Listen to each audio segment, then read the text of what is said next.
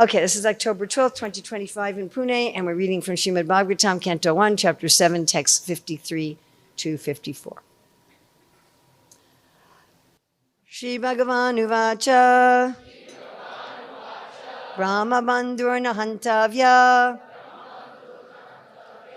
Atatayi Vadarana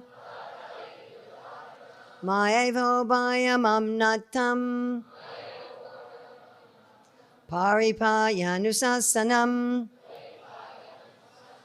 Kuru Pratishrutam Satyam Tata Santrayata Priyam Priyam Cha Bhimasenasya Panchalya Mayameva Cha. Shri Bhagavan, the personality of Godhead, Uvacha, said, Brahma Bandhu, the relative of a Brahmana, Na, not, Hantavya, to be killed, Atatayi, the aggressor, Vadha Arhanaha, is due to be killed, Maya, by me, Eva, certainly, Ubhayam, both, Amnatam, described according to rulings of the authority. Paripahi, carry out. Anushashanam, rulings. Kuru, abide by. Patishrutam, as promised by. Satyam, truth. Yattat, that which. Santavyata, while pacifying. Priyam, dear wife. Priyam, satisfaction. Cha, also. Bhimasenasya, of Sri Bhimasena. Panchalyaha, of Draupadi. Mayam, unto me. Also. Unto me also. Eva, certainly. Cha, and. Srila Prabhupada's translation, which presents us with a problem. The personality of Godhead Sri Krishna said, a friend of a Brahmana is not to be killed. But if he's an aggressor, he must be killed. All of these rulings are in the scriptures, and you should act accordingly. You have to fulfill your promise to your wife, and you must also act according to the satisfaction of Bhimasen and me. Impossible. Srila Prabhupada's purport.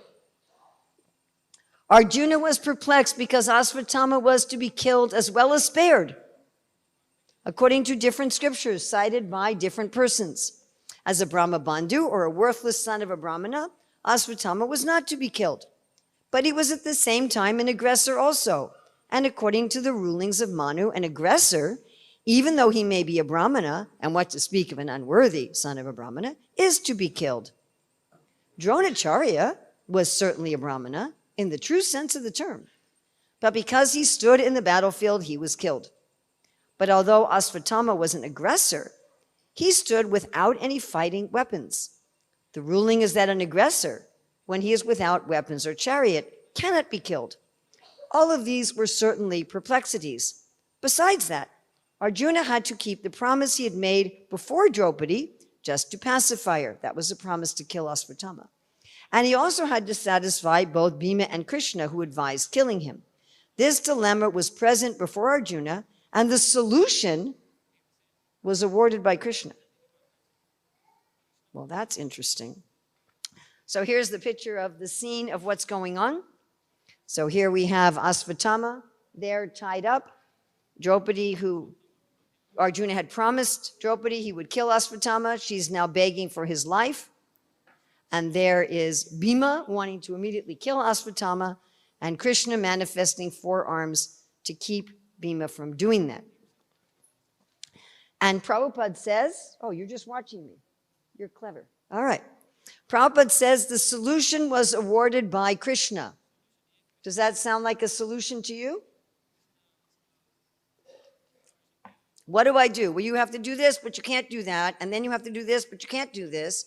And you have to satisfy this and this and this and this that are all contradictory. Does that sound like a solution? No, he said you need to kill him, but you can't kill him. You have to make me happy. You have to make Bhima happy. You have to make Draupadi happy. Instead of your wife, he says, Priyam, your dear one, those who are dear to you. You have to make your dear wife Shantaha, meaning peaceful. So you have to satisfy your wife, you have to satisfy Bhima, you have to satisfy me, Krishna is saying, and you have to follow the scripture. Oh, but by the way, the scripture gives contradictory instructions in different places. Don't kill a Brahmana. Even a Brahma Bandhu can't be killed. If someone's even in the family of a Brahmana, you don't kill them. But Manu says if someone's an aggressor, even if they are a Brahmana, a real Brahmana, what to speak of a Brahmana Bandhu? They have to be killed.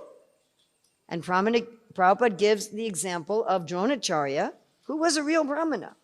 But because he was on the battlefield, he had to be killed. Ashvatthama is not acting like a real Brahmana. In one sense, he's a worse aggressor because on the battlefield, there's rules and so forth.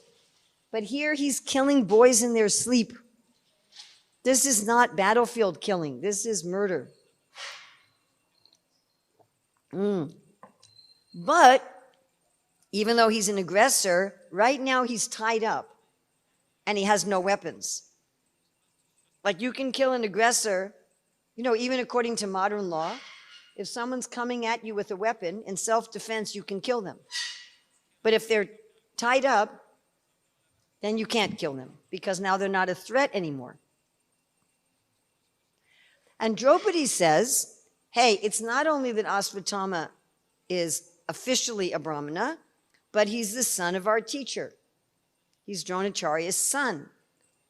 We should have gratitude to Dronacharya. And having gratitude is also a Shastric injunction. It's one of the 14 items of knowledge. In the Panchatantra, it says that the worst person is a person who's ungrateful. So Draupadi says we should be grateful.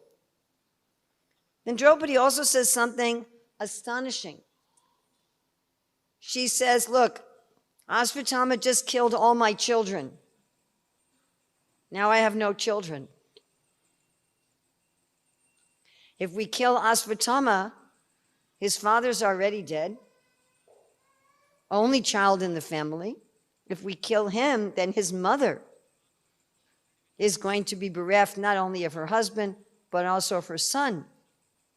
I am lamenting the loss of my children. I don't want her to lament the loss of her child. Who thinks like this? Who here has children? Who here are parents? Parents. Any parents? Any of you mothers? Mothers? Fathers? If someone murders your child in their sleep, would you say, oh, don't punish the murderer, don't kill the murderer, because then his parents will also cry? You'll not say that. Draupadi is a Mahabhagavat devotee. And she's speaking out of compassion. Arjuna had a similar compassion. She's a fit wife for Arjuna, huh? Arjuna had a similar compassion on the battlefield. Even though all these persons have tried to kill us so many times, we're not going to respond in kind. We're not going to kill them. So you have all these contrary things. How are you going to adjust them? So if we're in a situation like this, I have to do this, but I can't do this. And I have to do this, but I can't do this. And I have to please all these people with different desires. Just like one friend of mine is in a conflict with another devotee, and so they've contacted ISKCON Resolve. You familiar? They do mediation. And so one of the leaders of ISKCON Resolve, he wrote to me and he said, person A is saying person B is nasty and person B is saying person A is nasty. perfect for a mediation. Yes? So what do you do when there's not agreement? You go to some authority. If you don't know what to do, what do I do? What do I do? Do I stay in Pune or do I go for the yatra in Govardhan? What do? I don't know what to do. If I go to Govardhan, my mother-in-law can't go. Who's going to take care of her? What should I do? But my mother-in-law's telling me to go. So what do I do? So you might ask an authority, correct? So Arjuna asked the authority, not only the authority, but the best authority. We have here Sri Bhagavan Uvacha. He's not just some self-help guru who wrote a best-selling book. He didn't just put memes on Instagram, what to do. He's God, so he would know. All right, Krishna, what do I do? Have you ever been in this situation where you don't know what to do? And so you pray, my dear Lord, what do I do? You might think like that. Well, I'll go to God. I'll get a definitive answer. I get this kind of thing all the time that people will say to me, how do I know exactly what Krishna wants me to do? It's probably one of the top 10 questions I get asked anywhere in the world. All right, so Arjuna asked Krishna what to do, but Krishna makes it worse, not better. He doesn't solve the problem at all. He just says, it's not this or this, it's this and this. But the this and this that you're putting together are contradictory. What does Krishna says? Don't kill a Brahmana, but you have to kill an aggressor. Don't kill an aggressor who has no weapons, but you have to satisfy Bhima, who wants you to kill him. You have to keep your promise in the beginning to Draupadi that you would kill him. But you also have to pacify Draupadi now, who's asking you not to kill him. And you should satisfy me, Krishna, who says he should be killed. I mean, just imagine you have some dilemma in your life, and you pray to the Lord, and the Lord actually speaks to you. Imagine that. He comes off the altar and he speaks to you and he tells you this. Well, you have to go and you have to not go.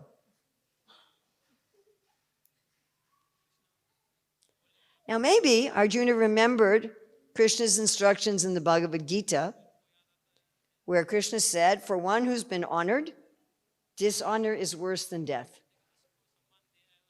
Maybe he remembered that.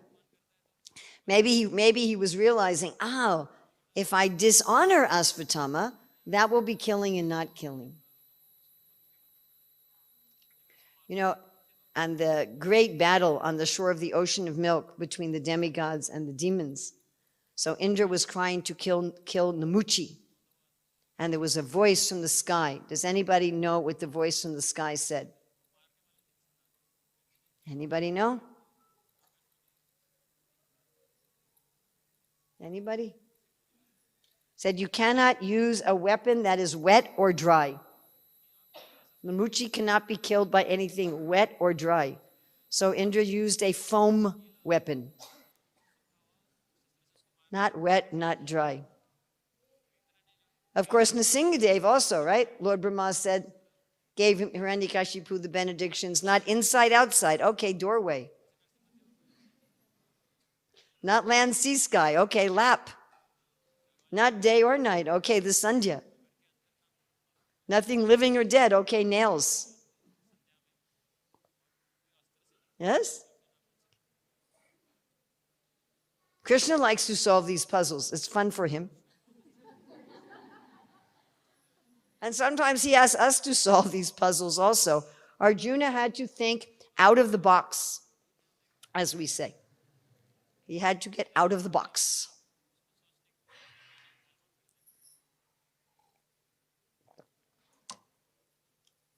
So we're thinking this or this, but maybe we should think this and this.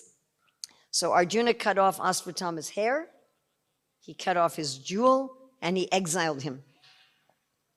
was exiled for thousands of years, that he would have no friends, just wander alone, suffering without dying. That's worse than dying, isn't it? To go for thousands of years, wandering, no friends, suffering without dying. Eventually, he becomes one of the Saptarishis, Asvatthama. But that's another story. We're looking at this from Arjuna's perspective, not Asvatthama's today. So we might think that understanding Dharma is something like figuring out a huge bureaucracy where everything is according to the rules with lots of layers of hierarchy and authority. We might think, well, that's what Dharma is. I have to study all the rules, and then I have to make sure I'm in the right hierarchy of authority. Now, there's two kinds of bureaucracy, according to those who study organizational structures, and one is called a machine bureaucracy. It's highly centralized, and there's one ultimate leader who makes all the decisions, and everyone else just has to follow them. Now, most organizations, as they grow in space or they grow in time or both, tend to become bureaucratic. Why? Because they're running into the same kind of problem over and over again, either over time or geographically or both. And then they're like, okay, this is the solution we used last time, so we'll use it again. Follow? I mean, we do this in our personal life, but in an organization, then it becomes calcified. This is the rule for this situation. And then something happens that's a little different, so then they change the rule again. And the rule book keeps getting bigger and bigger and bigger and bigger. And after a while, even the leaders of the organization don't know all the rules. Usually they have to hire somebody that they can consult with. What's the rule for this? What's the rule for this? Like you have a parliamentarian who knows all of the rules. So we might think that that's how God runs the universe. We might think like that. We might think that's what Dharma means. Like there's this humongous rule book, 1,000,000 pages long. And it just keeps getting bigger and bigger and bigger as we jivas think of more and more creative ways to do bad things. And then the demigods, they study these rule books and they know how to apply them. And they just follow these instructions like a machine. So we might think that that's how reality works. And we might think that that's how Dharma works. But it doesn't. That's not reality. That's not Dharma. Okay, we're going to turn to Srila Bhaktisiddhanta Sarasvati's writings about Putana, the false guru. He said, the original purpose of the established churches of the world may not always be objectionable, but no stable religious arrangement for instructing the masses has yet been successful. Well, let's go more deeply into Srila Bhaktisiddhanta's statements here. He writes, the Supreme Lord Sri Krishna Chaitanya, in pursuance of the teachings of the scriptures, enjoins all absence of conventionalism for the teachers of the eternal religion. It does not follow that the mechanical adoption of the unconventional life by any person will make him a fit teacher of religion. Regulation is necessary for controlling the apparent worldliness of conditioned souls, but no mechanical regulation has any value, even for such a purpose. The bona fide teacher of religion is neither any product nor the favorer of any mechanical system. In his hands, no system has likewise the chance of degenerating into a lifeless arrangement. The mere pursuit of fixed doctrines and fixed liturgies. So doctrines is what you believe in, liturgies is your rituals. Cannot hold a person to the true spirit of doctrine or liturgies. The idea of an organized church in an intelligible form indeed marks the close of the living spiritual movement. The great ecclesiastical means belonging to a religious organization. Establishments are the dikes and the dams to retain the current that cannot be held by any such contrivances. They indeed indicate a desire on the part of the masses to exploit a spiritual movement for their own purposes. They also unmistakably indicate the end of the absolute and unconventional guidance of the bona fide spiritual master. The people of this world understand preventive systems. They have no idea of the unpreventive, positive, eternal life. Neither can earthly contrivance for the permanent preservation of the life eternal on this mundane plane on the popular scale. Let's look at some statements from Srila Prabhupada. You say, they mistake. Who are they? You say, you do mistake. Don't say they. This is bureaucracy, they. You are all they. Sometimes we talk about, ISKCON's doing, I don't know who ISKCON is. I've never met him. Who is this? We're all ISKCON, yes? If you want to know who ISKCON is, look in the mirror. If we're always saying they, it's them. Prabhupada says this is bureaucracy. That was in a conversation in 76 in Hyderabad. This is from a letter to Karandar in 72. You want to make big plans for centralization of management. I do not at all approve of such a plan. Do not centralize anything. The movement is for training men to be independently thoughtful and competent in all types of departments and action, not for making bureaucracy. Once there is bureaucracy, the whole thing will be spoiled. There must be always individual striving and work and responsibility. So we have some very heavy statements here from Srila Prabhupada and from his guru, Srila Bhaktisiddhanta Saraswati, not to have centralization and bureaucracy.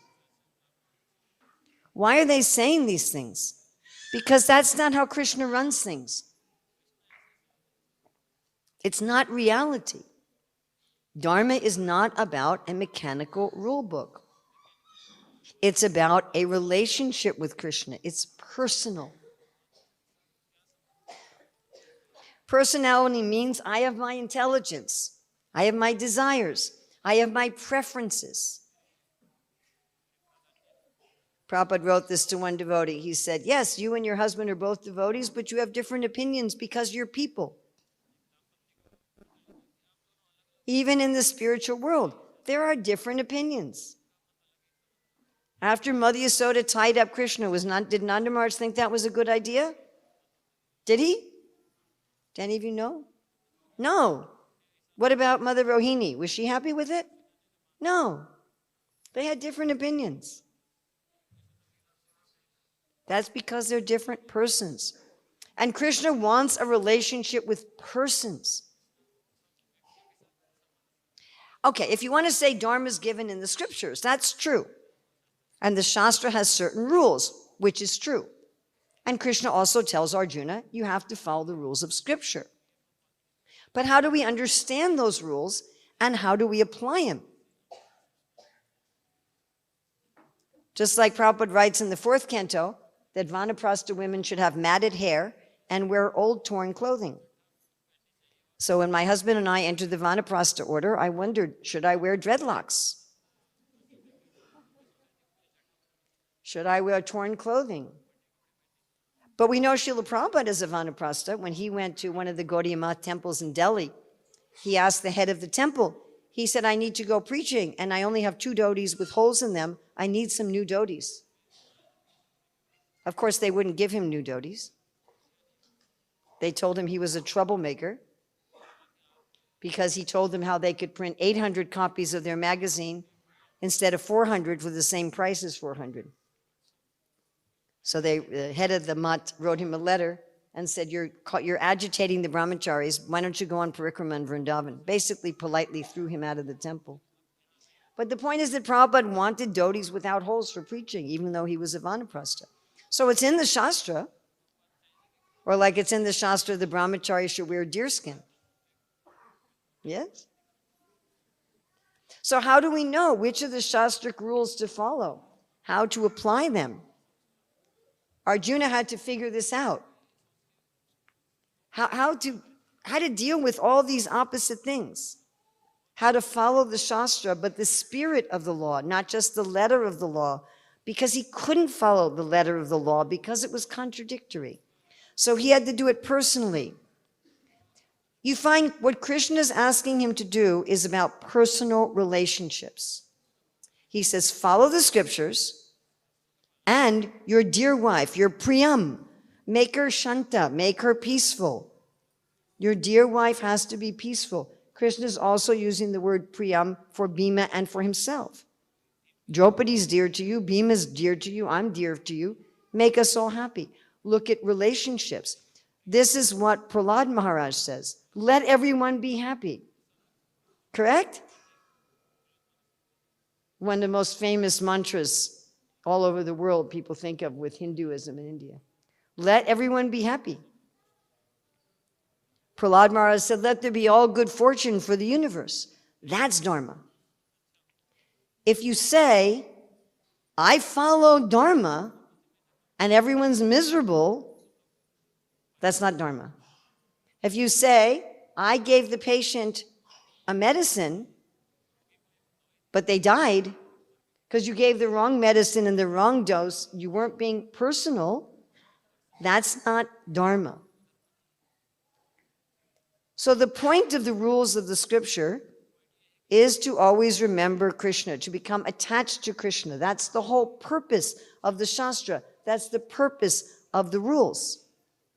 Yes?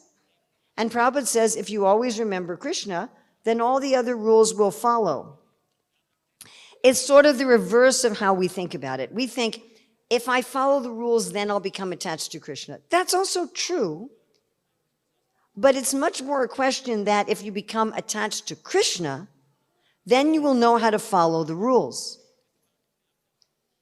Out of a desire to please Krishna, and a desire to please Draupadi, and a desire to please Bhima, then Arjuna could figure out how to follow the rules. But he had to start with that. How am I going to make Krishna happy? How am I going to make Bhima happy? How am I going to make Draupadi happy? Then he can understand, how do I apply the Shastra? So Krishna says that we should surrender to him. Right? Can we sing this verse together? Sarva dharman parityajya mam ekam sharanam vraja aham tvam sarva papebhyo mokshayishami ma suchaha. So my Gurukul students used to sing the English for this. Abandon all varieties of religion and just surrender unto me. I will deliver you from all sin. For reaction, do not fear. And what happens when we surrender to Krishna? Tesham evanukam partam aham agyanajam tamaha nasayam yatmabhavasto jnanadipena bhasvrata. Then Krishna gives us. You know, if we're just thinking, okay, I have to do this, I have to do this, I have to do this. If we think, how can I best surrender to Krishna? Then the other dharma is included, and Krishna will give us intelligence. All right, but you got to keep something in mind about Krishna. Ajam Purana Purusham Navayovanam Cha. He's the oldest person, but not like Michelangelo painted him on the Sistine Chapel. He's Navayovanam. He's always youthful. He never gets older than 16 or 20. And it's not just that he looks young, but he has a youthful mentality. Of course, he has beginningless wisdom. Wouldn't that be cool? If I can have the wisdom of an old person and the energy and the exuberance of youth. What do they say? Too soon old, too late smart. So Krishna, he has all the wisdom of the universe as the oldest person, but he's very playful. He's a teenager. You don't know what teenagers are like, right? Some of you probably are teenagers. Or you have them, and maybe they drive you crazy. So Krishna has this teenage mood. eternally. Yes, he's playful. One time a devotee said to me, how can I make Krishna consciousness fun for children? I said, if you're in Krishna consciousness, you'll be having fun. Because Krishna's always having fun. I said, if you're not having fun, I don't know what consciousness you're in, but it's not Krishna. So Krishna doesn't say, okay, look, Arjuna, this is exactly what I want to do. Now you go and do it. You be my hand. That's what how the demons think. The demons think, I want others to just be extensions of my senses. I want everyone to be robots. I want to be the big dictator with the brain, and I can't do everything, so I want to tell other people what to do, and they all just go and do it as if they're extensions of myself. But that's not Krishna's mood. Of course, it does say in the 13th chapter of the Bhagavad Gita that the Supersoul has his hands and legs everywhere. And Srila Prabhupada and our acharyas comment that we're like the Lord's hands and legs. This is also brought up in the commentaries on Bhagavatam 10:13 chapter. So in one sense, yes, we are the hands and legs of the Lord. One lecture Prabhupada said we're part of Krishna, means that we're a partner of Krishna. But it's not that we're meant to be just blind followers. Prabhupada says blind following is condemned. Right? Now, there may be sometimes that Krishna goes to a devotee and gives one very specific order. Go do this. But even then, like you think about Lord Ramachandra tells Hanuman, go and tell Sita, find Sita. Basically, find Sita. So Hanuman doesn't just find Sita, he talks to Sita, and he doesn't just find Sita and talk to Sita. He says, hey, while I'm here, why don't I go on a reconnaissance mission? And he's like, what's the best way to do that? Well, maybe I'll get captured. He had this whole plan. So he gave a message to Ravana, he spied on all of Lanka, he actually burned Lanka. So Ramachandra didn't tell him to do any of that. And Srila Bhaktisiddhanta Saraswati told Srila Prabhupada, preach in English to English people. He didn't say go to New York. And first Prabhupada was preaching to English-speaking people in India. And then he thought, my Gurudev sent disciples to London, and that didn't work. And anyway, now people aren't following the British anymore. They're following the Americans. So better I go to America. So here Krishna is being very playful. He's not giving a direct instruction. He's not saying, go do this specific thing. He's giving an indirect instruction that Arjuna has to figure out. Krishna also does this with Bhima in the killing of Jarasandha. And there he does it not even with words. He just takes a blade of grass, splits it in half, and throws it in two different directions. Because Bhima says to Krishna, Na shaktoham jarasandham nirjeta yudimadava. I don't know what to do. I don't have the Shakti. I've been fighting for 28 days. I'm not getting anywhere. And apyayam swena tejasa. Krishna fills Bhima with his own energy, and then he just picks up this grass. And Bhima can understand. Yes? Krishna wants us to use our intelligence. He doesn't want just robots. Would it be fun if your family was just robots? Sometimes people might think like that. Let me get a spouse that's just a robot. Yes, Prabhu, I will do what you say. But you'd have very boring conversations with your robot wife. You understand? I saw this little video, one of my kids sent it to me, of somebody just saying to AI, can you do a conversation? The AI says, yes. Okay, do a conversation. And all that the AI was saying was, so what would you like to talk about? I don't know, what would you like to talk about? But we should talk about something interesting. Yes, let's talk about, and this was going on for like 5 minutes. We might think like that. People ask me all the time, How can I make my child be a devotee? Do you think your child is a robot? And you just have to know the right buttons to push? Just a few weeks ago, one man was telling me, the whole reason I can't be Krishna conscious is my wife. Okay. So how can I make my wife do this, this, this? I said, I have no idea. I said, and then she's not talking to me, you're talking to me. He said, she's not even here. I said, what should be your question? It took him like 10 minutes to understand that he should be asking about himself. He wanted some formula but whereby he could like remote control his wife. So sometimes we may think like that, but really if that was our only, if everyone we related to was just a machine who just did what we said, we would be very unhappy very fast. And Krishna doesn't want that. Prabhupada says he doesn't want to enjoy the material energy. In other words, Krishna doesn't want to enjoy matter. So what's unique about a living entity? A living entity can say, no, I'm not going to do that. Srimati Radharani can say, no, you can't see me. Prabhupada talks about this. So Krishna will say, I want to see Radharani. And Lalita say, sorry, I don't have any order from Radharani that you can come. Krishna likes that. He wants to deal with the person. Or when the boys go into Aghasura's mouth. Our acharyas say Krishna didn't want the boys to go into Aghasura's mouth.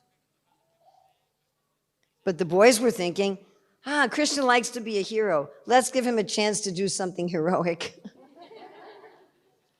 And then Krishna's like, no, what am I supposed to do? If I kill the demon, all the boys inside of him will die. How am I going to both kill the demon and save the boys? He likes to give these dilemmas to himself also. You understand? And then solve them. Or with Rukmini. When Krishna is telling Rukmini, just divorce me, marry someone else. And he wanted her to argue, but she didn't argue, she fainted.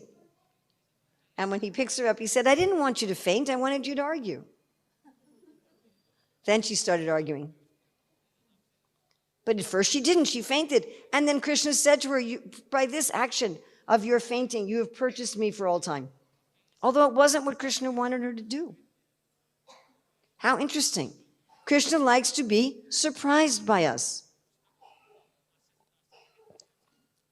Life is fascinating because it's unpredictable. Even if you know someone very, very, very, very well, you don't know exactly what they're going to do. That's what makes relationships interesting. Krishna wants personal relationships with persons. The ultimate dharma, what's the ultimate dharma? Service and love between the jiva and Krishna. That's ultimate dharma. What's ultimate dharma is our love for Krishna and our love for the devotees increases, and that Krishna's happy and the devotees are happy. That's ultimate dharma. And yes, we have to follow Shastra. Definitely. And Krishna says that in this verse. He says you have to follow the Shastra and you have to please me, please the devotees. Because what pleases Krishna and the devotees is written in the Shastra. But it's not like following something bureaucratic. That's not what dharma is. It's not what God is. God is not a bureaucrat. Would you want to work for a bureaucrat? Anybody here want to work for a bureaucrat? No. Sometimes I run into people's conceptions of God and I say, do you want to be eternally with this kind of a God? This is one of my questions to people who say that God sends sinners into eternal hell. That doesn't sound like a very nice person to me. And not just sinners. All you have to do is just not believe in God. That's like enough. Or maybe you just didn't hear about that particular religion, you know. Somehow, if you got from birth to death and you didn't hear about that particular religion, then you're going to burn in a lake of fire forever. Whoa. If any ordinary mother or father did this, we would put that parent in jail, wouldn't we? Oh, you're not going to follow me? I'm going to burn you forever. That's a child abuser, folks. It's like, why would you want to be with a God who's like this? Just because you're scared to go in the lake of fire, so you'd rather hang out with the putter in the lake of fire person? What a horrible existence for eternity. That's not the way Krishna is. He's not a bureaucrat. Bhaktisiddhanta Saraswati says this kills everything. He says an organization has to be living. It has to be organic. Krishna is the ultimate life. He says, I am the life of all that lives. The main way we know we're following Dharma is by the result. Prabhupada said to judge a tree by its fruits. What are the fruits? Our relationships of love, our relationships of respect, of peace, of satisfaction, of truth. Are the devotees growing in peace? Are they growing in joy? Are they growing in satisfaction? That's what we're looking for. That's what we're looking for. Of course, we go to Sadhu, Shastra, and Guru with that in mind. When we're looking at the scriptures, when we're looking at the instructions of the sadhus, we're looking at the instruction of Guru, we're thinking, how am I going to follow this to make Krishna and the devotees happy in this situation? And yes, you have to follow Guru, Sadhu, Shastra. Krishna's including that. So it has to be within the circle of Guru, Sadhu, Shastra, but the result has to be that Krishna and the devotees are pleased. If you say, well, I'm following Shastra, and if everybody's upset and nobody's functioning, but it doesn't matter because I'm following Shastra. That's not the way it works. You have to judge by the fruit. We need to judge by the fruit in ourselves and in others. This relates to Raghunath Das Goswami's instructions in Manashiksha about bathing in donkey urine, thinking you're getting clean, and feeling this burning within. If I'm not growing in peace, if I'm not growing in joy, if I'm not growing in knowledge, and if the people around me are not, then I'm misunderstanding how to apply the words of Guru, Sadhu, and Shastra. Something's wrong. So that's the essence. Krishna's pleased, the devotees are pleased, peace, satisfaction, joy, rasa is increased within the circle of Guru, Sadhu, and Shastra. And Dharma may sometimes mean and, not or. It may be something that's a little out of the paradigm. We're meant to use our intelligence because the ultimate reality is not a bureaucratic corporation. The ultimate reality is a dance, isn't it? Dharma is not a mechanical rule book of a centralized bureaucracy. It's bhakti, rasamrita, sindhu. It's nectar, amrita. Sri Chaitanya Mahaprabhu, in teaching Srila Rupa Goswami, he taught him bhakti rasamrita sindhu, not the centralized bureaucracy of bhakti. Rasa is relationships, ras amrita.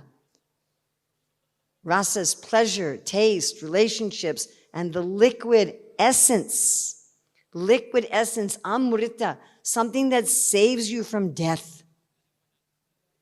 And not just a little amrita, but a whole ocean, bhakti, ras, amrita, sindhu. Like the Lord swims in the ocean of milk. Actually, it said that Kurmadev, he's the Lord of rasa. And this ocean, this bhakti, rasamrita, sindhu, what does an ocean mean? There's waves, there's currents. Sometimes the waves are crashing into each other and flowing in different ways. And that's exactly how Srila Rupa Goswami describes the different 5 bhavas that make up rasa. When he's describing the actions of the Vyavachari or Sanchari bhavas, he's describing them like that. And the disturbances that are caused by the Sattvika bhavas. They're going in different ways. An ocean of nectar, an ocean of life, an ocean that's full of liquid tastes, variety of tastes. Dharma is a dance, not a bureaucracy. If you tried to make the Ras Leela into a bureaucracy, would that be very nice? Oh, have you come for the dance? All right, sign your name here in the book when you arrived. Put down your name, date. All right, here's the dance rules, everybody. It would ruin the whole thing. Prabhupada writes in his purport to the song Manashiksha, he says, the aim of this Krishna consciousness movement is to enable us to approach Radha Krishna and associate with the Supreme Lord in his sublime pleasure dance. Someone asked me yesterday in the class, wasn't here, in Pune, but not here, are we supposed to be happy in our work? So I quoted this from 1876, where Prabhupada says that we should become increasingly enlightened and enjoy life with a thrill, not only for some time, but at every moment. That's what we're looking for in Krishna consciousness. So, again, thank you for your patience with the tech. Thank you for coming up with a solution. Thank you for being eagle-eyed and watching so closely, so you always got it right. I was really impressed with that. So anything good in this presentation is from Srila Prabhupada, Srila Bhaktisiddhanta, from the Bhagavatam, our acharyas. Any mistakes here, you please correct my mistakes, or ignore them. Anyone have any questions, comments, additions, subtractions, corrections, chastisements?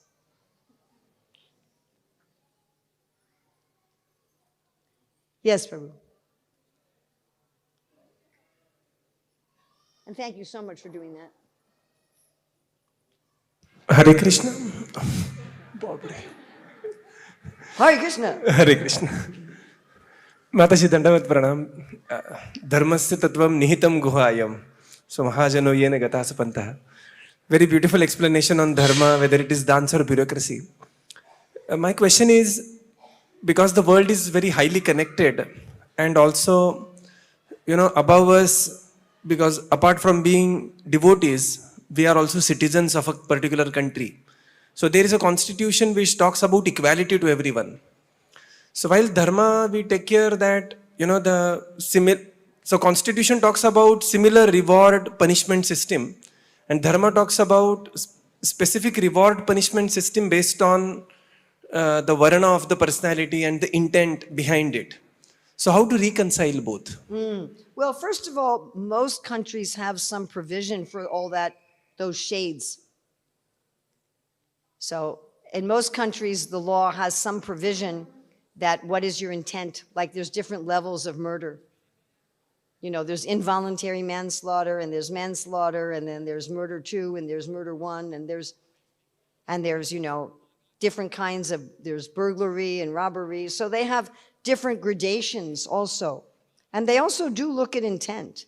They look also at mental capacity. And you notice that even in a civil justice system, that there's a judge. So the judge is not just to provide order in the courtroom. The bailiff could do that. You wouldn't need a judge. And the judge has to be a highly qualified person. In fact, Srila Prabhupada often uses a judge as like the symbol of being qualified, correct? He'll often talk about being a high court judge, correct? As like that's his epitome of a qualified person. Maybe today it would be a software engineer, I don't know. Prabhupada was using high court judge. So why are they so qualified? Because they know how to apply the law. Now sometimes there's a law that the judge can't adjust. Like sometimes there's a set punishment and the judge has to just institute it. But usually the judge has some leeway. Srila Prabhupada obviously either spent some time in courtrooms or read a lot about court cases, because Prabhupada refers to specific court cases frequently in his lectures and conversations. So he obviously, I don't know in what capacity, but he had some contact.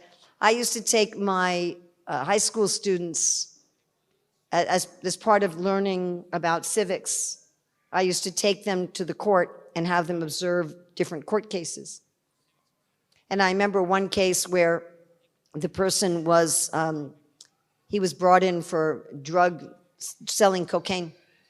And the judge said, so this is the second time, he said, before you were convicted and I sent you to rehab and you didn't go, you left.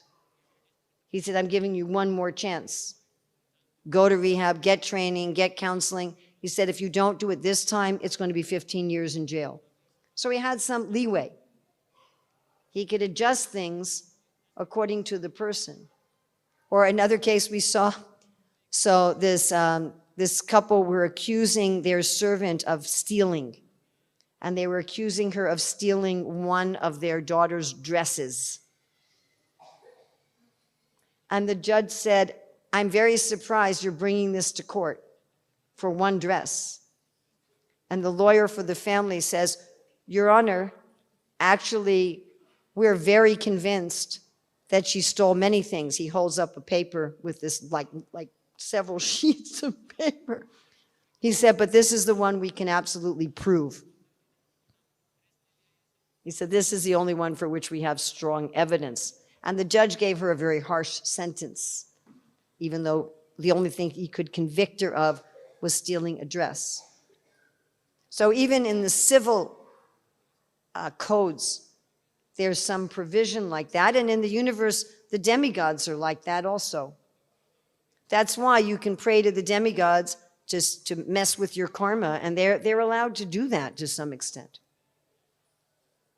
They can't pardon you from the material world entirely, but they can mess with your karma. I mean, you have to do some tapasya for that, you know. Does that answer your question?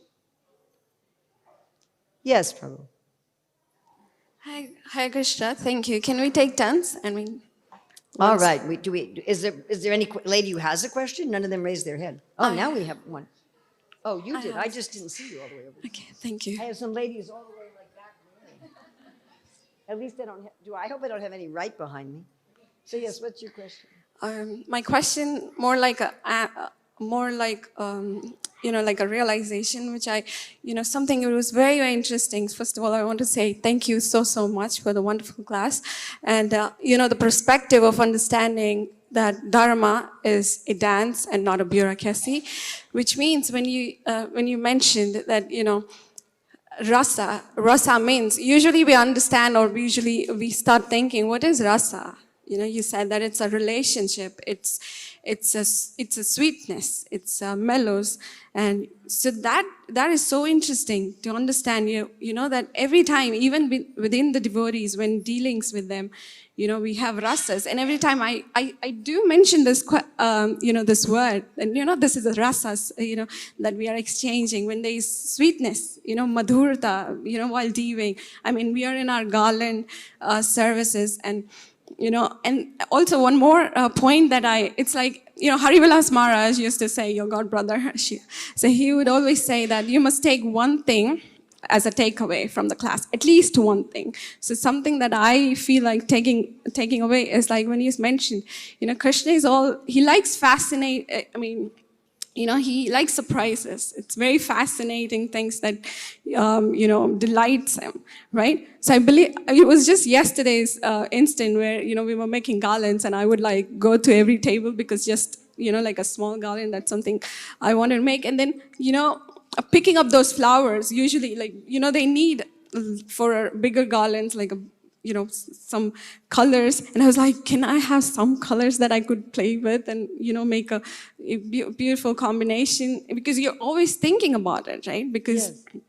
And then, I went and I requested and they gave me some and I was like, oh my God, I got this flower. Nobody gives me this flower. I mean, no one can give this flower because, they will use it for a bigger garland because they really need it for that design and pattern. And for small garlands, they not really. And I was so happy. And then the senior most Mataji, she said, if you have a desire, you'll Krishna Laje, arrange it and go make some nice design.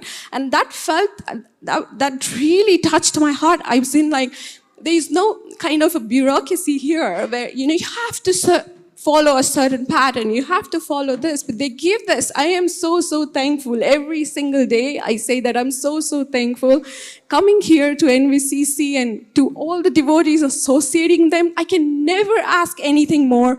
I'm so grateful. Every service that we engaged, someone asked me what is, Prabhupada, when he used to say, engage yourself in devotional service, 100%. And someone asks you from here to, or any devotees, they are there. There's so many devotees. I even heard recently that everyone's going for Kartik Yatra, and they said that if you're going for Kartik Yatra, we have 10 soldiers at the back, back altar. I get to hear something. So they say that we have 10 devotees here, who can cover up, who can 24 services a day for the Lord, will do it. And that's like a soldier. That's like we are there, everyone's going, but there is some backup team.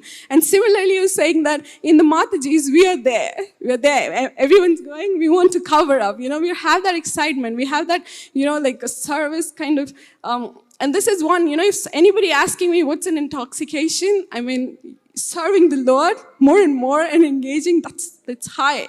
Honestly. Thank you so, so much. Thank you very, very much. Thank you. Thank Do we have time for any more, or should we end now? Well, let's take one more of the gentlemen, one more of the ladies. Yes, sir. Is there a mic on that side?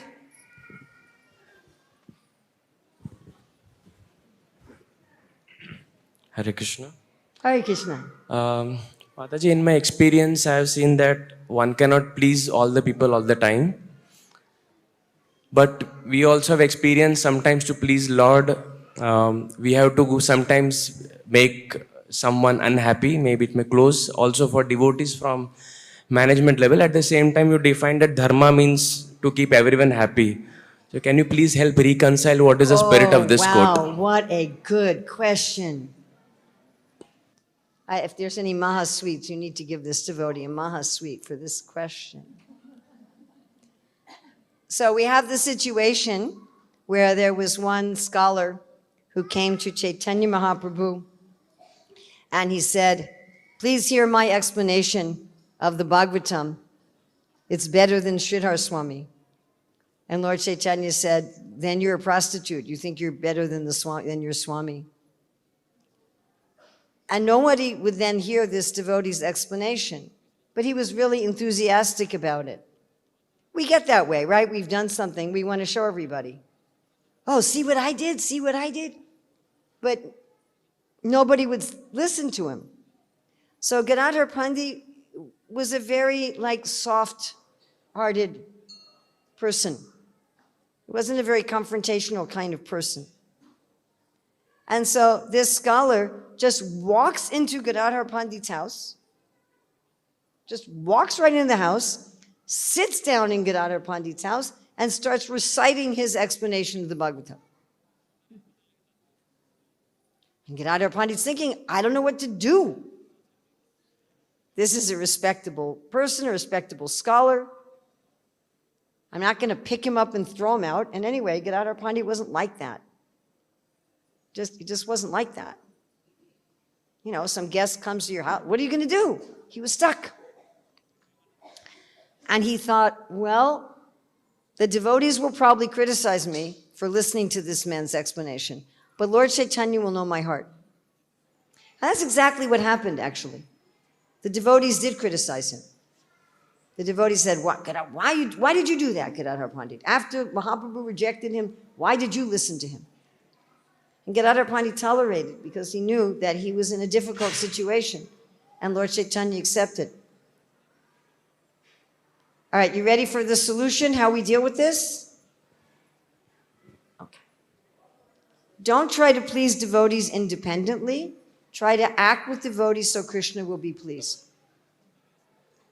Now, if you try to act with devotees so Krishna will be pleased, most of the time, that looks the same as you're trying to please the devotees.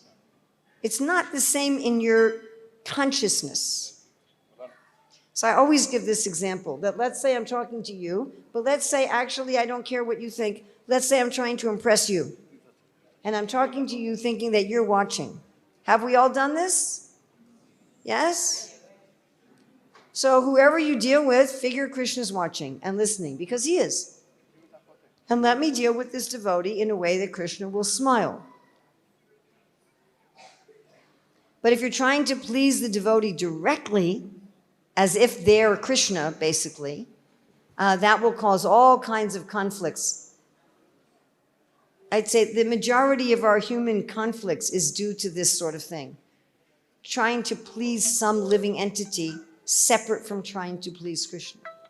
And that jiva may or may not be pleased, but you had the intention. Your intention is, let me make Krishna happy by my dealings with this living entity, which should also make that living entity happy.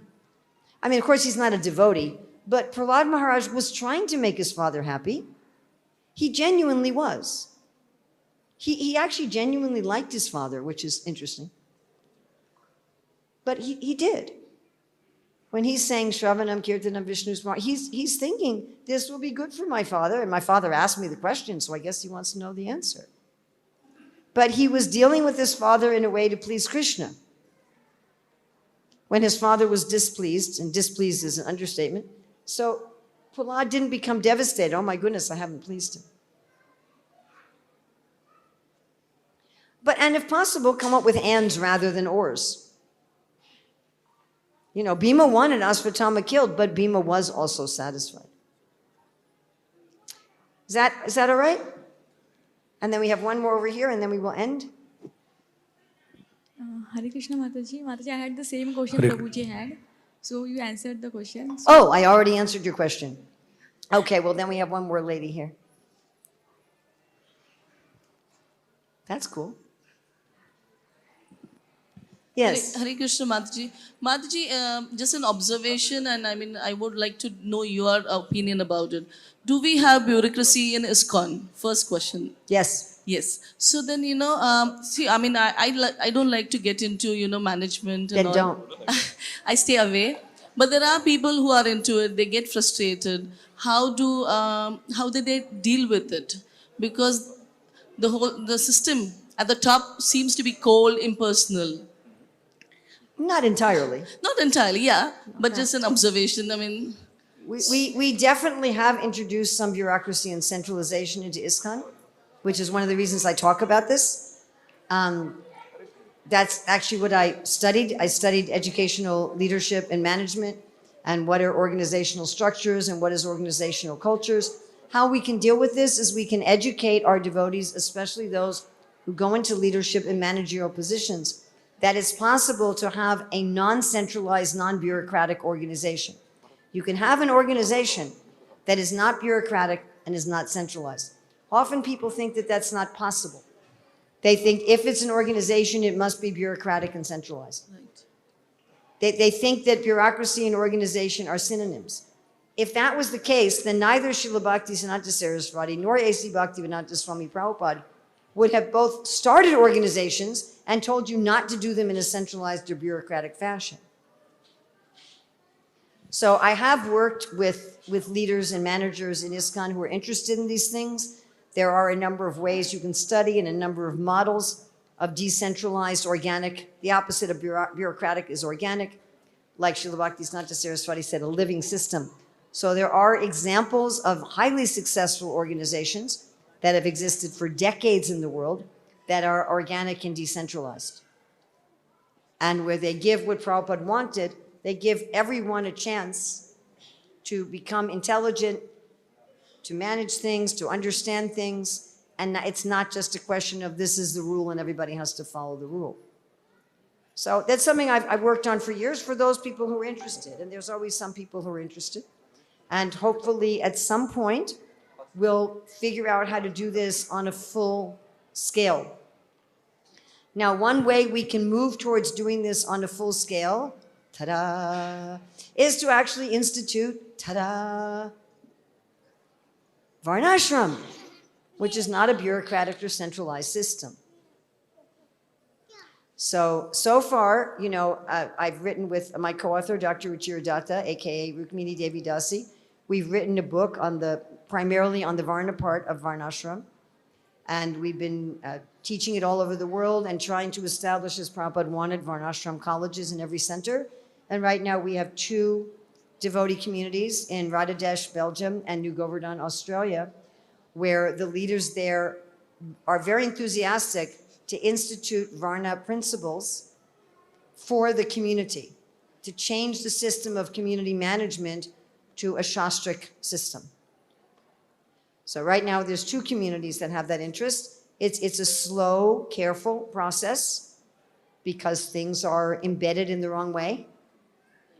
And so, how to change that without hurting anybody, make sure everybody's respected and make sure that everybody feels safe and cared for.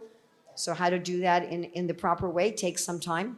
It's taking some years, but we are making progress with that. And if we can start educating devotees in general, first of all, that a centralized bureaucracy will kill bhakti. That's our acharyas. It's not me. Don't shoot the messenger. The centralized bureaucracy will kill bhakti. And that there already exists in our Shastra an organic decentralized model in how a society should run according to Varnashram. That means people understanding what their nature is. It means people working according to their nature. And it means the 4 categories of nature on a societal level interacting with each other according to Shastra. How the Vaishyas interact with the Kshatriyas, how the Shudras interact with the Kshatriyas, how the Brahmins interact with the Vaishyas, and so forth. Not according to caste, but according to guna and karma, and how these interact with each other. And we'll be discussing this tonight. Where will I be? Far away. Jevari. Hinjevari. Did I get that right? Hinjevari. I'll be discussing that there. And we have our book here. Do we still have some? Do we have any career Dharma books left, or did we sell them all? We have some left. So if you're interested in the career Dharma book, especially part 3 of the career Dharma book is how to manage society. So part 1 of the book is how to find out what is your nature and why you should earn your livelihood or do service according to your nature. Part 2 is to how to use your work as service, how to see everything you're doing in the world as service. And part 3 is how do you run a society? How do you run an organization? How do these Varnas cooperate with each other, compete within the Varna, have checks and balances with each other in a model of all-inclusive sustainable prosperity? And we've given a chapter in that book called Vision for a Whole Society.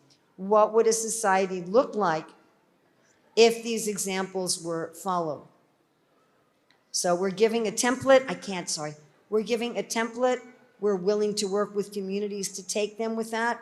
So we're not just saying, don't do this. We're saying, here, do this. And this is actually what's given by God. This is what's given by Shastra. Like Krishna is telling Arjuna, follow Shastra. And the purpose of following Shastra, what you should get out of following Shastra, is that people are happy, people are peaceful, people are in the right place, people realize their individuality. And they can act with each other as individuals to be happy in this world, as Krishna says in the 3rd chapter of Bhagavad Gita, and attain ultimate liberation of going back to home, back to Godhead. So again, thank you very much. I think I need to end here. I have another class. Yes. I have to do this funny thing called eat, and then I have another class. My fuel gauge is starting to be very low, and the light is flashing that I need to put some petrol in the machine. And then I do have another class. So again, any mistakes I made, please ignore them. And anything good, please take them on. Srila Prabhupada ki jai.